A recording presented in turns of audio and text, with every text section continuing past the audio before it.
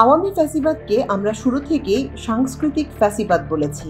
একটা দেশে ফ্যাসিবাদ কায়েমের ভিত্তি প্রথম তৈরি হয় মতাদর্শগত ও সাংস্কৃতিকভাবে।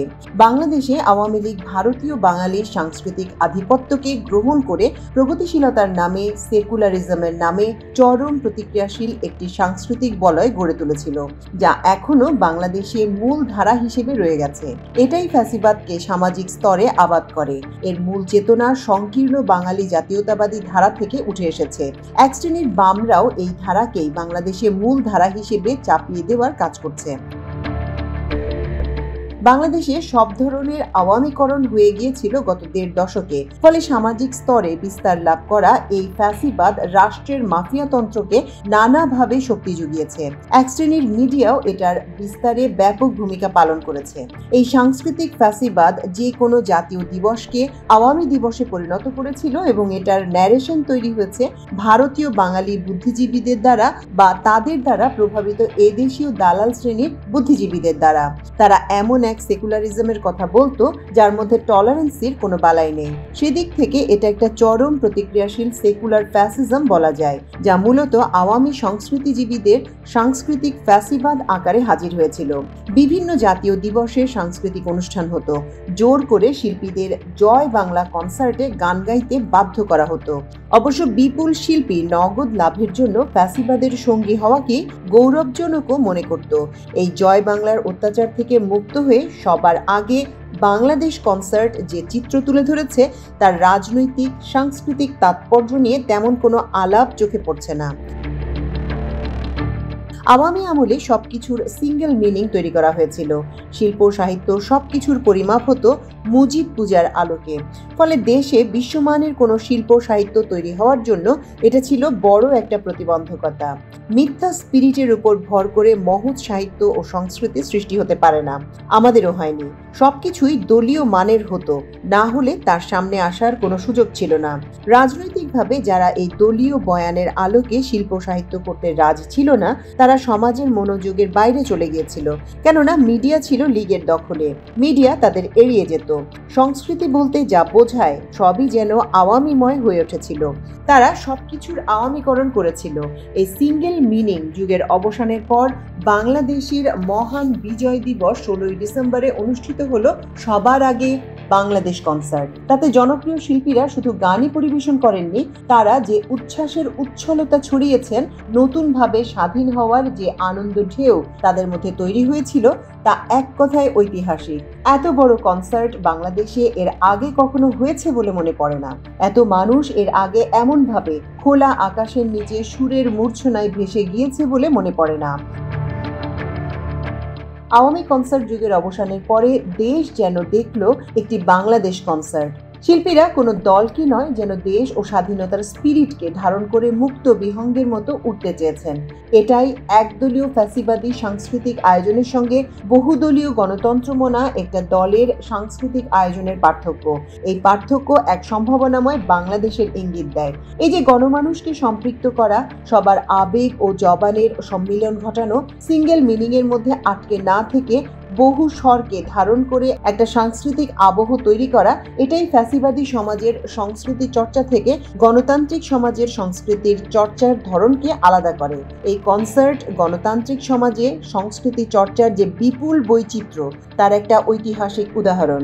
ইতিহাসের দিকে তাকালে দেখি স্বৈরশাসনের সাংস্কৃতিক আগ্রাসনের বিরুদ্ধে সবচেয়ে বড় সাংস্কৃতিক সমাবেশ করেছিলেন মাওলানা ভাসানী।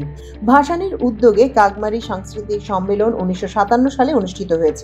এটা বিশেষ তাৎপর্যপূর্ণ জাতীয় সম্মেলন, যা পরে পাকিস্তানের বিভক্তি ও স্বাধীন বাংলাদেশের অভ্যুদয়ে বিশেষ ইঙ্গিতবহ ভূমিকা রেখেছিল। ১৯৫৭ সালের ৬ ফেব্রুয়ারি থেকে ১০ ফেব্রুয়ারি পর্যন্ত টাঙ্গাইল জেলার কাগমারি নামক স্থানে এই সম্মেলন অনুষ্ঠিত হয়। সম্মেলন নিয়ে এখনো ঐতিহাসিকরা গবেষণা করেন। মূলত জাতীয় জাগরণ তৈরিতে সেই সম্মেলন যে ভূমিকা পালন করে তার প্রভাব পরের সময়গুলোয় ভালোভাবেই লক্ষ্য করা গেছে বাংলাদেশের রাজনীতিতে। আওয়ামী আমলে যে সাংস্কৃতিক ইন্ডাস্ট্রি গড়ে উঠেছিল তার চরিত্র ছিল ক্লাসিক্যাল যে কোনো ফ্যাসিস্ট দেশের সাংস্কৃতিক পরিমণ্ডলের মতোই। এবং থিওডোর অ্যাডর্নো যেমন বলেছিলেন, স্বৈরতান্ত্রিক পরিসরে সাংস্কৃতিক ইন্ডাস্ট্রির পটেনশিয়ালিটি নিহিত থাকে জনগণের অন্তর্গত স্বাধীনতার প্রতিবন্ধকতা তৈরির মধ্যেই। আমাদের এখানেও আওয়ামী আমলে এই কাজটি করা হয়েছে। গোটা পরিসরকে দলীয় মাফিয়াদের বিচরণ ক্ষেত্র তৈরি করা হয়েছে। ভিন্ন চিন্তা ও মতের মানুষ শত্রু হিসেবে চিহ্নিত হতো। সেই অবস্থা থেকে মুক্তির সুযোগ এসেছে 5 আগস্টের গণ অভ্যুত্থানের মাধ্যমে। কিন্তু ফ্যাসিবাদী সংস্কৃতির মধ্যে লম্বা সময় একটা দেশের মানুষ থাকার ফলে গোটা দেশের সাংস্কৃতিক পরিমণ্ডল কারাপ্ট হয়ে যায়। সেখান থেকে একটা গণতান্ত্রিক উত্তরণের জন্য আগে দরকার গণতান্ত্রিক সাংস্কৃতিক চর্চা জনগণের মধ্যে ছড়িয়ে দেয়া। সেদিক থেকে কাউন্টার কালচার নির্মাণের অনেক চেষ্টা আমরা সমাজে দেখেছি, কিন্তু সেই চেষ্টাগুলোর মধ্যে কিছু কিছু রিঅ্যাকশনারি উদ্যোগ দেখা গেছে যা জাতিকে ঐক্যবদ্ধ করতে পারেনি, যা বৈচিত্র্যের মধ্যে ঐক্যবদ্ধ জাতি গঠনের স্পিরিট তাতে ছিল না। উদাহরণ হিসেবে বলা যায়, রবীন্দ্রসঙ্গীতের বিরুদ্ধে কাওয়ালি কোনো জাতীয় সংস্কৃতি তৈরি করবে না, বরং কাওয়ালি আর রবীন্দ্রসঙ্গীত উভয় একসঙ্গে থেকে সবার আগে বাংলাদেশে এই স্পিরিটকে সঙ্গে নিয়ে যার যার বিকাশের চেষ্টা করে গেলে জাতীয় সংস্কৃতি সমৃদ্ধ হবে। সমাজের একটা অংশকে নিয়ে গণতান্ত্রিক সংস্কৃতি হয় না, বহু বৈচিত্র্যের ঐক্যবদ্ধ অবস্থানে জাতীয় সংস্কৃতি তৈরি করে, যা এই সবার আগে বাংলাদেশ কনসার্টে দেখা গেল। শুধু নাচ গান নয়, সংস্কৃতি বলতে আরো বিরাট পরিসর বোঝায়। ফ্যাসিবাদী সংস্কৃতি থেকে গণতান্ত্রিক সংস্কৃতি কিভাবে আলাদা? ভ্যালুজের দিক থেকে। সংস্কৃতি সমাজের ম্যাস সাইকিকে প্রভাবিত করে ভ্যালুজ উৎপাদনের মাধ্যমে। মানে গান শুধু সংস্কৃতি নয়, নাচ শুধু সংস্কৃতি নয়, সংস্কৃতির মাধ্যমে যে ভ্যালুজ তৈরি হয় অথবা যে দর্শন ও মূল্যবোধকে বা স্পিরিটকে ধারণ করে একটা পারফরমেন্স সমাজের সামনে হাজির হয়, সেটা সবচেয়ে বেশি গুরুত্বপূর্ণ। শুধু নাচ গানের দিকে নজর রাখলে সংস্কৃতি কিভাবে জনসাইকি তৈরি করে তা বুঝতে পারবো না। আওয়ামী ফ্যাসিবাদী সংস্কৃতি বনাম বাংলাদেশের গণতান্ত্রিক সংস্কৃতি নির্মাণের লড়াইটা এজন্য একটা চিন্তার লড়াই, দার্শনিক সংগ্রামেরও বিষয়, নতুন করে জাতীয় সাংস্কৃতিক মনন ও কালচার সাইকি তৈরির বিষয়। এখন গণতান্ত্রিক দেশ তৈরির জন্য গণতান্ত্রিক সংস্কৃতি চালু বা বিকাশের জন্য এমন সব কার্যক্রম নিতে হয় যা ভ্যালুজের দিক থেকে জাতীয় ঐক্য ও মর্যাদাকে ধারণ করতে পারে, যার সাইকোলজিক্যাল প্রভাব জনগণের মধ্যে পড়ে ধীরে ধীরে। বিশেষ করে তরুণ প্রজন্মের মধ্যে এর বিরাট প্রভাব তৈরি হয়। কালচার একটি জনগোষ্ঠীর মানুষের পার্সোনালিটিকে নানাভাবে প্রভাবিত করে।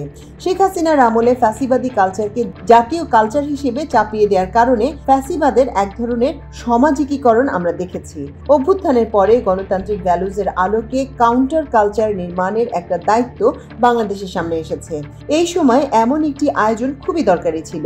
এতে তারুণ্যের মধ্যে যে স্পিরিট সঞ্চার হয়েছে তার সামাজিক ও রাজনৈতিক প্রভাব গণতান্ত্রিক সাংস্কৃতিক নির্মাণে ভূমিকা রাখতে সক্ষম হবে। আমরা দেখেছি জেমসের মতো প্রতিভা ফ্যাসিবাদী সাংস্কৃতিক জোয়াল বহন করতে রাজি না হলে নিজের কাজ করার সুযোগ পেত না। স্বাধীনতা যে কোনো মহৎ শিল্প সৃষ্টির জন্য আবশ্যকীয় অনুপ্রেরণা, সেটা ধ্বংস হয়ে গিয়েছিল। সবার আগে বাংলাদেশ কনসার্টে বাংলাদেশ এক টুকরো স্বাধীনতার স্বাদ পেল। এটা একটা টুকরো মাত্র, এর সমগ্রটা জনগণের সামনে দিতে পারলে বাংলাদেশের সাংস্কৃতিক সৃজন প্রতিভা গোটা দুনিয়ার সংস্কৃতি ও সৃজন পরিসরকে সমৃদ্ধ করতে সক্ষম হবে। যারা এই আয়োজন করেছেন তাদের রাজনৈতিক প্রজ্ঞা ও জাতীয় প্রয়োজনের ডাকে সাড়া দেওয়ার এই বোধ আমাদের আশাবাদী করে। ট্রাইবাল ফ্যাসিবাদী সংস্কৃতি থেকে বহু স্বর ধারণকারী জাতীয় সংস্কৃতির বিকাশের হাত ধরে সমাজে গণতান্ত্রিক মূল্যবোধের প্রসার ত্বরান্বিত হোক, এটাই আমাদের প্রত্যাশা।